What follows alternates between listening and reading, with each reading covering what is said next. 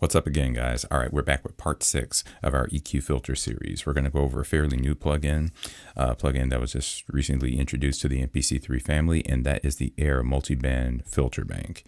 Let's go ahead and add that in. There we are. All right, so if you notice for this project, I have added a guitar track, and it sounds something like this. Hold on, let me turn this off first, and we'll go into it. So it sounds like this initially.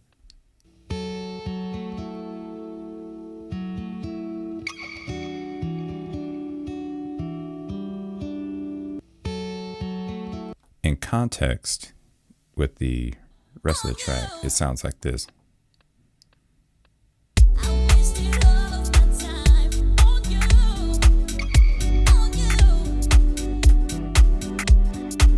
Okay, all right, so far so good. Everything's in key, everything's in everything's in key, everything's in tune. There's this one problem. We got a lot of competing frequencies here, right? So now under normal circumstances, I would use a standard EQ, right? But this time around, I'm going to use what's called the Air Multiband Filterbank. At first glance, this plugin is extremely confusing, but have no fear. I'm here to simplify this for you guys, so bear with me for a moment, all right? We're going to move from up to down, left to right.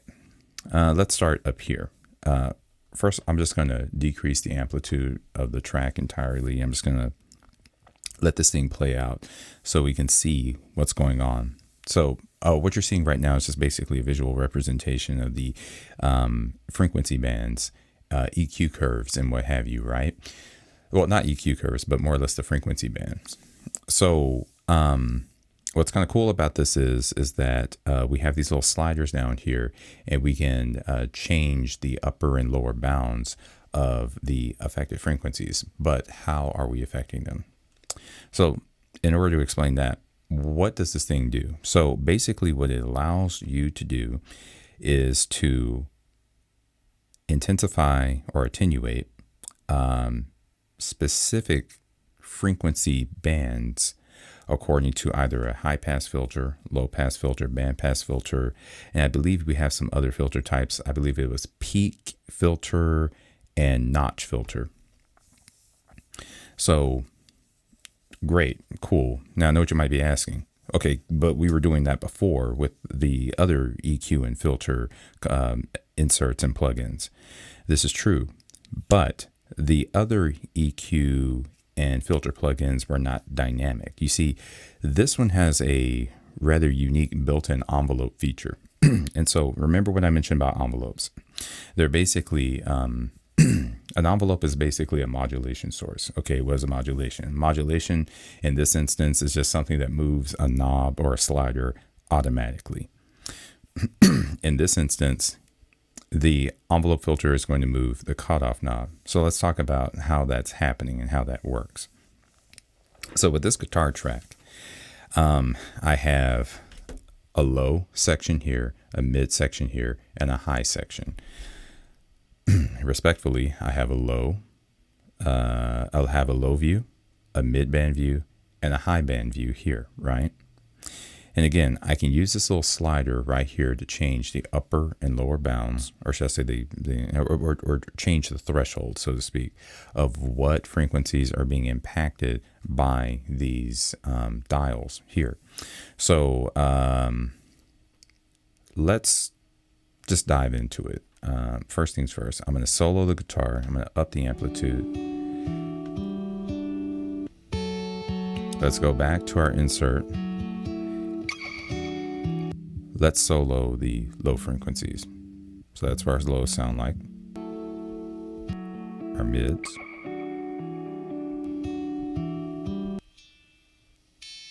And our highs. All right. So obviously, if I come over here on the low band and alter the cutoff,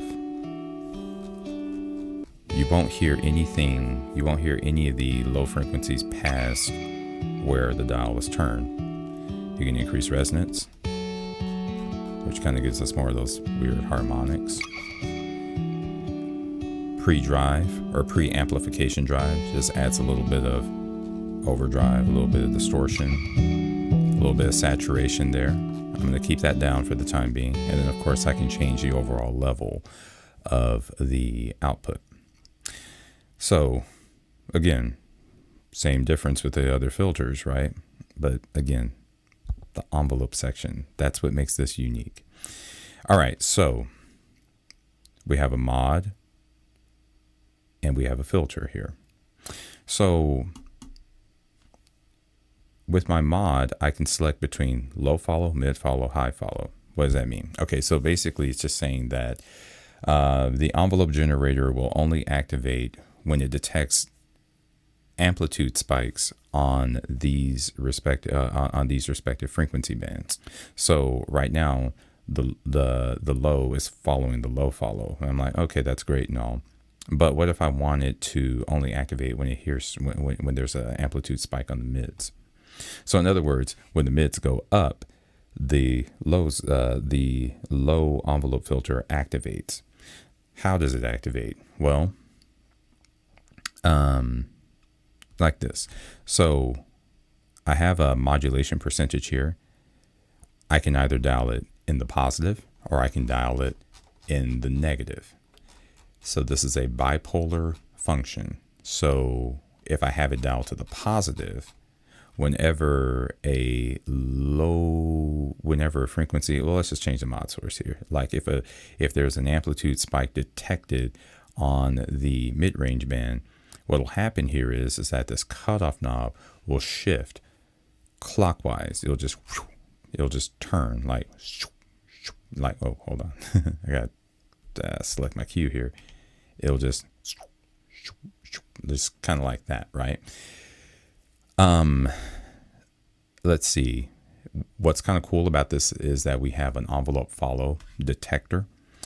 And so when this is playing through, you'll see this little meter move up and down. Okay. And basically it's just telling you, it's just basically giving you a visual representation of how the envelope is being activated. All right. So we have a rise, fall, and a gain, right? So let's talk about that. So notice how the rise is in milliseconds and the fall is in milliseconds as well, time-based.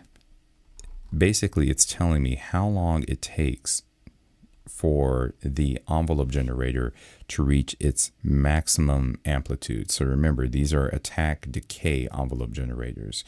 So basically, how long does it take to turn that cutoff filter knob clockwise, right? And by what degree do we turn it? That's where the modulation percentage comes in. So at 74% at 90 milliseconds, as opposed to 0 milliseconds, because at 0 milliseconds, we're looking at an instantaneous cutoff turn, right?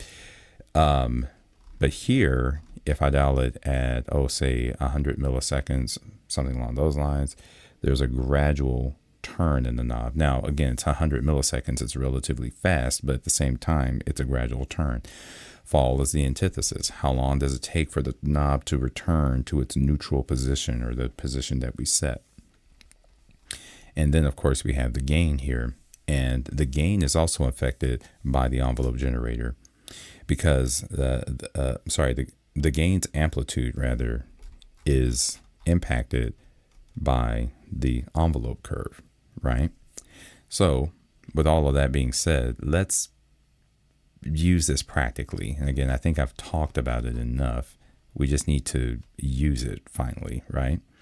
So for this guitar track, this is what I would do. First of all, let me start fresh. I'm going to go to my inserts. I'm going to remove it, and then I'm going to reinsert it. And now let's get practical. All right, let's play it through again. All right.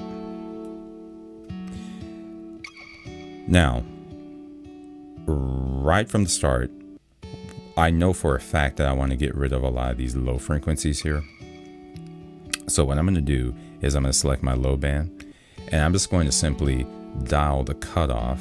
Let's see, I'm going to go to my cue here. I'm just going to dial my cutoff down.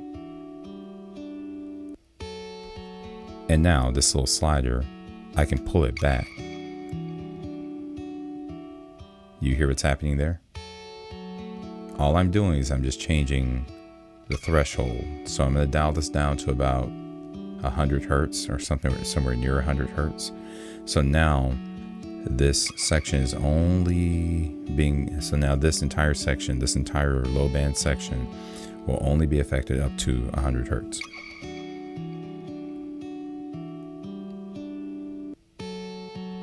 And to reinforce that, I'm going to set the cutoff at 86 hertz. So that kind of cleans it up a bit.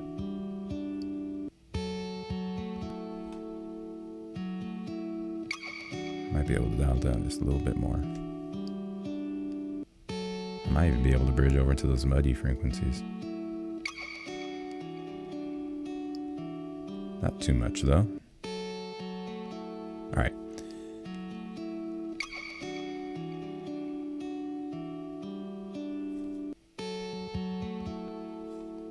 So that kind of cleans it up a bit. I can add a little bit of resonance here.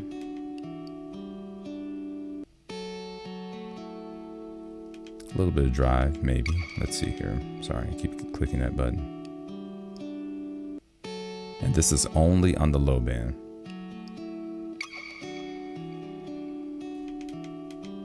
Just a little bit of resonance just for harmonic content, what have you. All right, now let's go over to the mid band frequency here. So now this is where a lot of our muddy frequencies or convoluted frequencies come in play. But like I mentioned before, there's also character there as well. With a typical EQ, we would just attenuate, and the attenuation would be static, right? But what if I wanted to do something a little bit more dynamic? What if I wanted to keep the character of the mid-range, all the meanwhile making it to where the highs don't get masked by them, right? So this is where the whole envelope section comes into play. What I'm going to do is I'm going to set my modulation source as a high follow. So now whenever an amplitude spike is detected on the high frequencies, something will happen to the mid-range frequencies. All right, let's go again.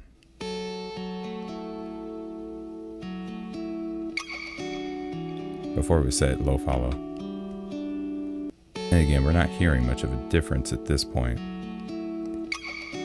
However, what I do want to do is I want to change the filter type. So right now it's set for low pass.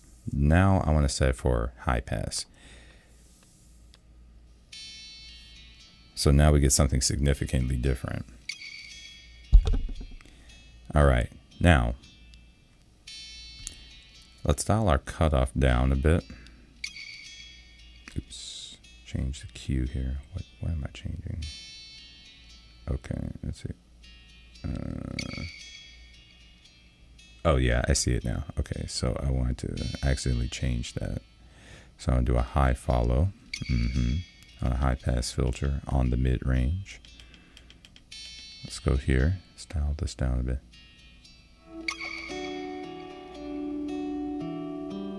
Because I want to get rid of everything. All right, now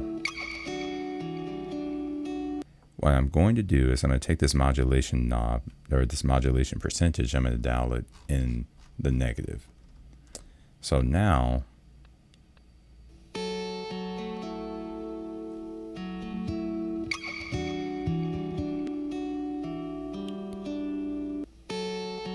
what's happening is because it's dialed negative, the cutoff filter is actually being turned in the counterclockwise direction anytime an amplitude spike on the high end is being detected. Now, why is this important? Because what I want to happen is I want for the mid-range to kind of sort of duck out of the way when the highs go off. It'll make it to where the guitar is a little bit more present in the track. So I'm going to kind of work with this for a moment. Just follow my lead. All right, so right now we're dealing with a 0 millisecond rise. I don't want it to be so sudden. I'm going to dial at 20 milliseconds. The fall. I do want it to sustain out a bit, so I'll leave it at 1 second. See what happens with this gain here. Cool. Let's go back over here for a moment. And right now, the envelope follow is very minimal. But it's like I said, with these things, a little bit goes a long way. And again, the amplitude spikes here at the high range aren't incredibly high, but just high enough to cause a small bit of ducking.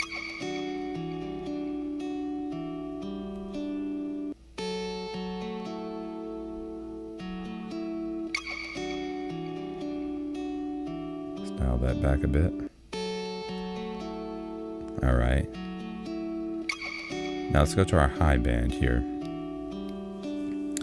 Now I'm tempted. Okay, so we're already on a high pass filter. The envelope follow is already going. I don't want the highs to duck at all. However, I do want to kind of sort of emphasize them a bit. So let me see what happens here at the high.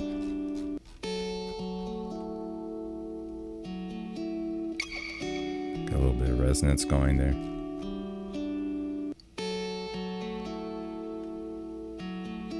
Okay, so now everything's kind of getting cleaned up. All right, now let's go back to the low for a moment. I will say this. Every time the kick drum goes off, there might be like a little bit of competition there with the guitar.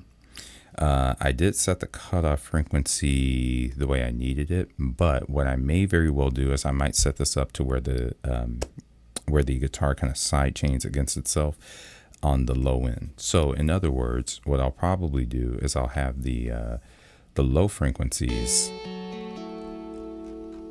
dial into the negative.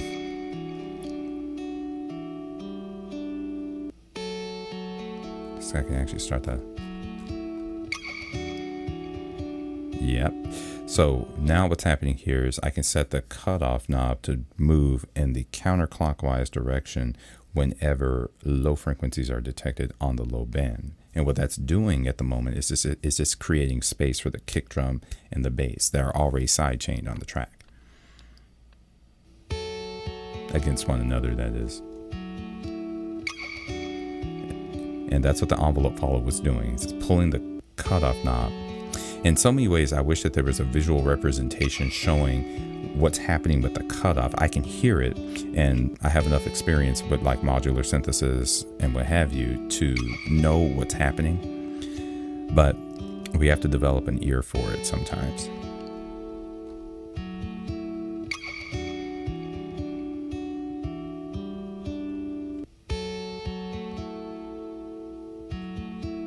All right, so now everything's kind of nice and smooth. I'm going to bring it back into the mix and let's see what happened.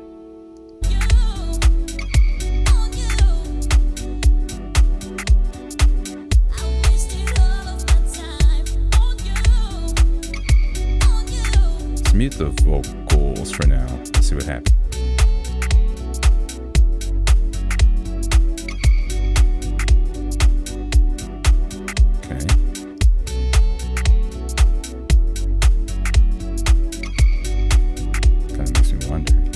Let's keep playing around with it.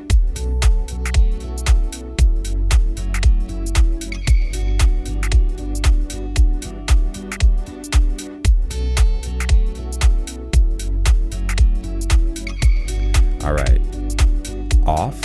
Oops, sorry, off.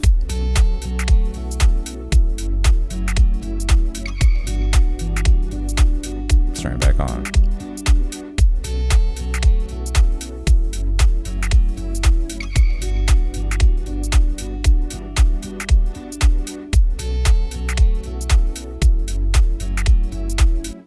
So you see, the Air Multiband Filterbank has the capability of, number one, cleaning your track, just kind of making it less convoluted, but then at the same time, it allows for the element or the track to kind of side chain against itself by use of an envelope filter. So remember, all an envelope filter is doing is it's just automatically turning a knob. The Air Multi-Filter Bank doesn't necessarily specify what knobs are being turned, but just from a little bit of research and experimentation, I've deduced that it's the cutoff frequency. The cutoff frequency knob is the thing that's being moved, and that's typical, particularly in like a modular sense. and in a practical MPC sense as well. That's something I just see happening often. But either which way, I would definitely use the Air Multi-Filterbank in the event that you have a track. In the event that you have a track that requires a more dynamic processing in regard to the either augmentation or attenuation of a particular frequency band, especially if the frequencies are competing with one another within the instrument itself, which is the reason why I chose guitars, because the guitars are rather dynamic. They have an extremely dynamic frequency band or frequency range, right? So when the highs go off, sometimes I want the lows to duck out. When the highs reach their maximum amplitude, I want the mids to duck out. When the lows are very present, I might use a cutoff to kind of attenuate those, but then at the same time, I may want it to react to something that's happening on the mid range as well. And then that's exactly what the Air Multiband Filterbank is doing. It's almost like a dynamic EQ, which is an excellent addition to the MPC3 inserts library. And again, that was a lot, but I may very well do a follow-up video on this one using different elements just to kind of further explain what it's doing. But for the most part, that's pretty much it. So if you guys have any questions about anything that I've covered, please leave them in the comments. Otherwise, I'll talk to you guys soon. All right, thanks.